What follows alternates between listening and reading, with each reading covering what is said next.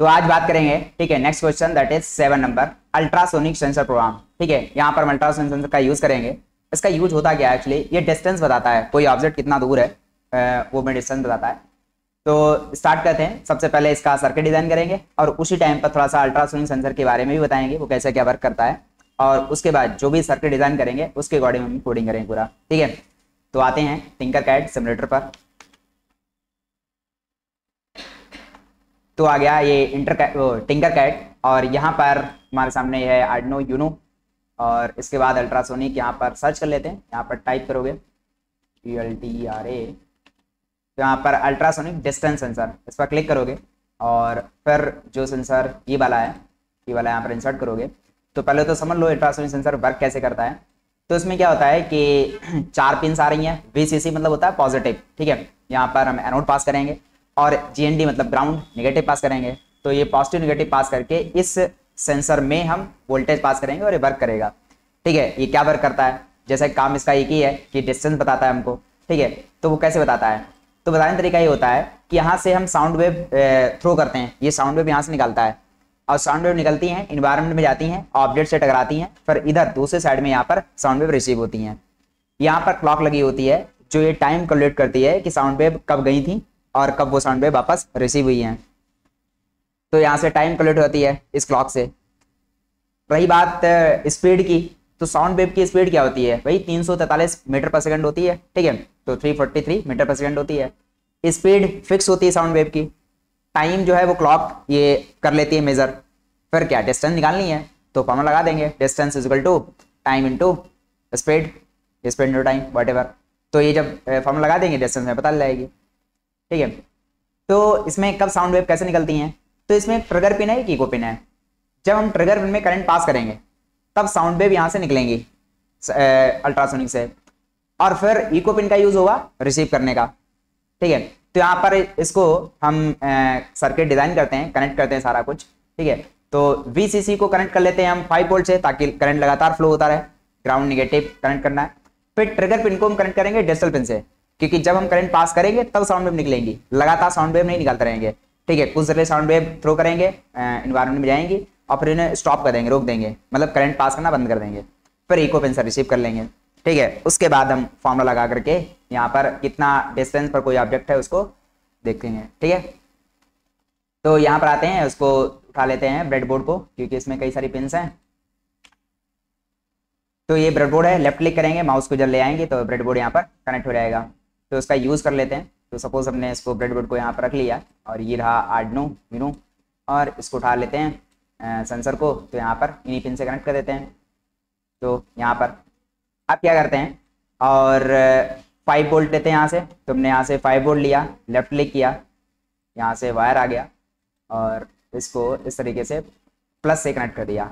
अब ये जो सारी पिन्स हैं, ये पिन्स 5 वोल्ट का काम कर रही हैं। इनमें किसी भी पिन से किसी भी कंपोनेंट कनेक्ट कर देंगे तो उनमें 5 वोल्ट करंट जाने लगेगा, पास होने लगेगा। यही काम होता है ब्रेडबोर्ड का कि वो पिन को इनहेंस कर देता है।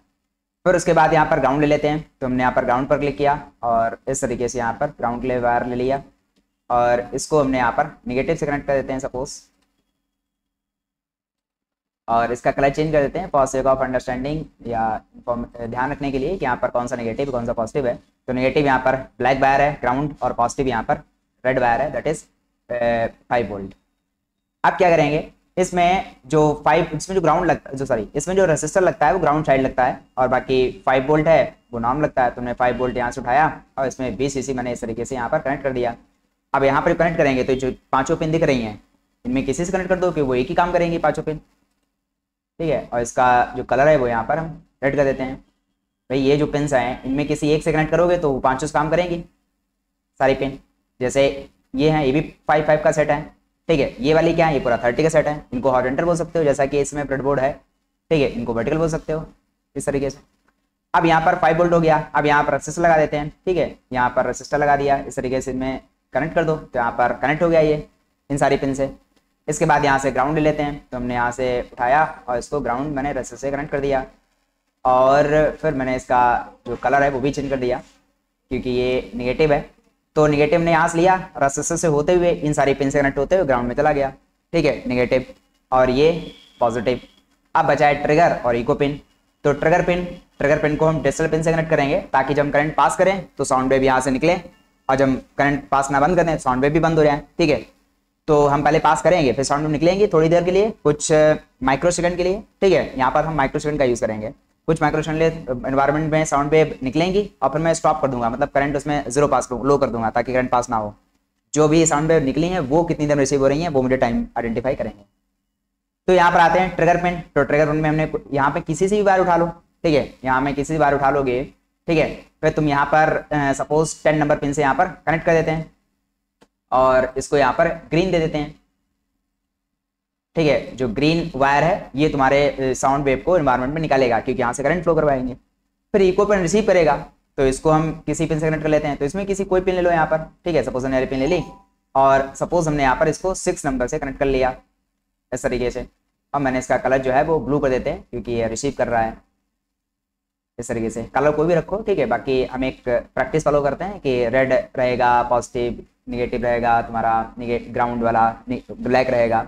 ठीक है, बाकी ब्लू रिसीव करने ले लेते हैं। फिलहाल तो हमने यहाँ पर सर्किट पूरा डिजाइन कर लिया है। ठीक है, पॉजिटिव 5 वोल्ट ग्राउंड, फिर यहाँ पर ट्रिगर पिन जो कि करंट पास करेंगे तो साउंड वेव निकलेंगी, और यहाँ पर जो इको पिन है 6 नंबर से कनेक्ट कर दिया है। ठीक है, इसमें यहाँ पर जो है रिसीव होंगी।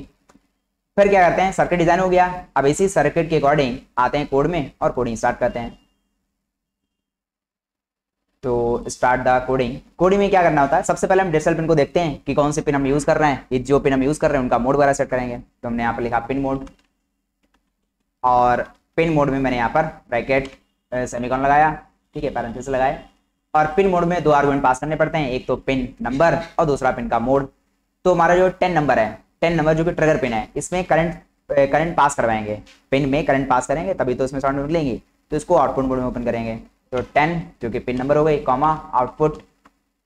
फिर आता है उसके बाद जो 6 नंबर है ये तो रिसीव करेगा। ठीक है, यहाँ से हम रीड करेंगे तो इसको इनपुट मोड ओपन करेंगे। तो हमने इसका भी पिन मोड सेट कर दिया, MODE मोड, पैरेंथेसिस लगा दिए, सेमीकोलन, और यहाँ पर लगा दिया 6 कॉमा, और फिर हमने यहाँ पर लिख दिया इनपुट।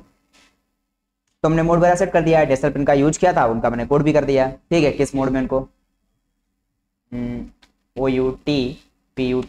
ठीक है, अब और क्या लाइन ऑफ कोड लिखना है, और लाइन ऑफ कोड ये लिखना है कि जो हमें चूंकि डिस्टेंस निकालनी है, कोई ऑब्जेक्ट हमसे कितना दूर है, वो डिस्टेंस निकाल कहाँ प्रिंट कहाँ करेंगे, सीरियल मॉनिटर प्रिंट करेंगे।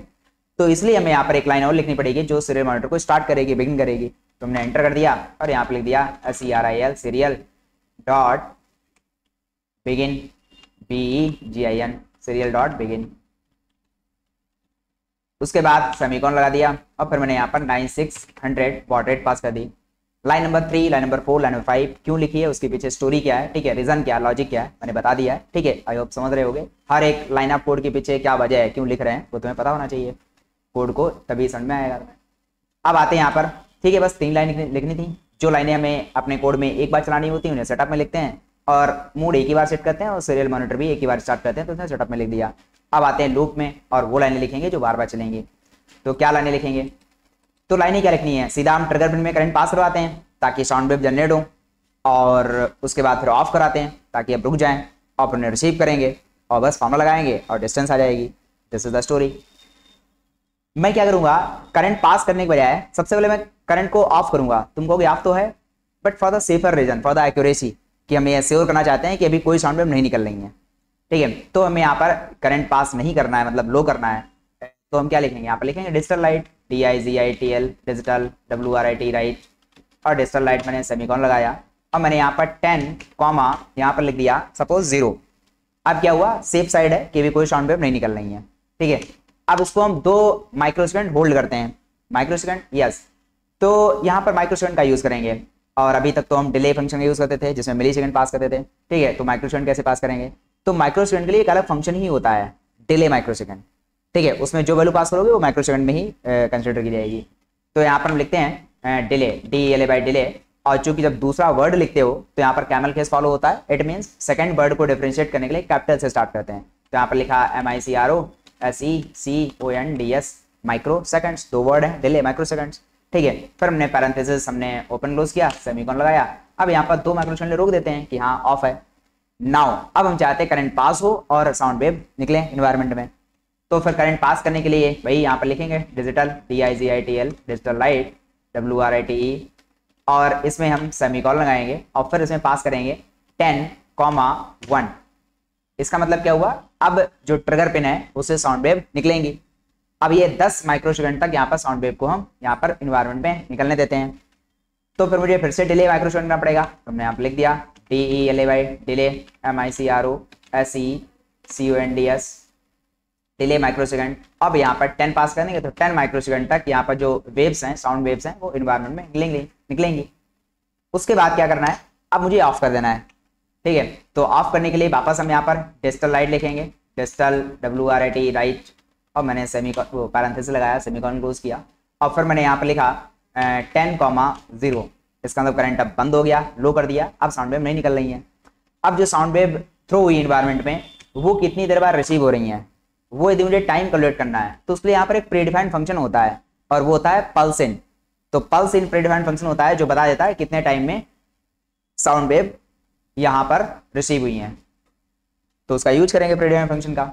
अब वो जो टाइम जो बताएगा वो टाइम को हम किसी वेरिएबल में स्टोर कर लेते हैं, क्योंकि उसका फर्दर आगे फॉर्मूला में यूज करना है, प्रिंट करना है, जो भी उसका यूज करना हो, तो इसलिए यहाँ पर हमें वेरिएबल भी बनाना पड़ेगा। ठीक है, और जब भी वेरिएबल बनाते हैं तो यहाँ पर डेटा टाइप लिखते हैं। तो हमने यहाँ पर लिखा इंट, ठीक है, सपोज मैं यहाँ पर लेता हूँ इंट, अपने टाइम के लिए टी ले लेता हूँ इज इक्वल टू, और यहाँ पर PULSE पल्स और कैपिटल IN, ठीक है, पल्स इन, और फिर हमने यहाँ पर पैरेंथेसिस लगाया, और फिर मैंने यहाँ पर 2 आर्गुमेंट पास करने होते हैं। पहली तो वो पिन नंबर जहाँ पर रिसीव हो रही है, ठीक है, तो यहाँ पर 6 नंबर में रिसीव हो रहा है, (1) एट लाइक की 1 का मतलब क्या है, हाई, ठीक है, उसी सेंस में यहाँ पर, और फिर यहाँ पर सेमीकोलन लगा देते हैं।